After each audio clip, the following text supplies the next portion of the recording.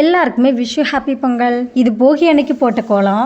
யார் யாரெல்லாம் 4 நாள் பொங்கலுமே செலிப்ரேட் பண்ணுவீங்க? எங்க வீட்டில் கொண்டாடுவோம். போகி பொங்கல் நாளைக்கு ஈவினிங்காக சக்கரை பொங்கல், அப்புறம் மாவிளக்கு செஞ்சு கும்பிடுவோம். தைப்பொங்கல் அன்னைக்கு எப்போவும் மாதிரி சூரியனுக்கு சாமி கும்பிடுவோம்.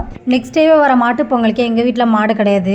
அன்னைக்கு நான்வெஜ் எல்லாமே செஞ்சு வீட்டு சாமி கும்பிடுறதுன்னு சொல்லுவாங்க. இறந்தவங்களுக்குலாம் படைப்போம். 3வது நாள் காணும் பொங்கல் அன்னைக்கு செலிப்ரேஷன்லாம் ஒன்றும் கிடையாது. ஆனால் தெருவில் போட்டியெல்லாம் நடத்துவாங்க. விளையாட்டு போட்டி, கோலம் போட்டி எல்லாமே நடக்கும். போகி அன்னைக்கு காலையில எல்லா ஒர்க்கும் முடிஞ்சிருச்சு. குளிச்சுட்டு கோயிலுக்கு தான் போகிறேன். உப்ளேப்பன் கோயில் எங்கள் வீட்டுக்கு பக்கத்துலேயே இருக்குது. சப்போஸ் திருப்பதி ஏழுமலை என்கிட்ட நீங்கள் ஏதாவது வேண்டுதல் வச்சுருந்தா அங்கே போய் செய்ய முடியல அப்படின்னா இந்த கோயிலில் வந்து கூட செய்வாங்க. இந்த கோயிலை பற்றி உங்களுக்கு தெரியும் அப்படின்னா கண்டிப்பாக கமெண்ட் பண்ணுங்கள். வீட்டுக்கு வந்த அப்புறம் கெட்டப்லாம் சேஞ்ச் பண்ணிவிட்டு தலையில் உள்ள சிக்கலாக எடுத்து வச்சுக்கணும். ஏன்னா 3 days தொடர்ந்து தலை குளிக்கிற மாதிரி இருக்கும். டிஎம்லேயே இருக்கட்டும், கமெண்ட் செக்ஷன்லேயே இருக்கட்டும், விஷ் பண்ண எல்லாருக்குமே விஷ் யூ ஹாப்பி பொங்கல்.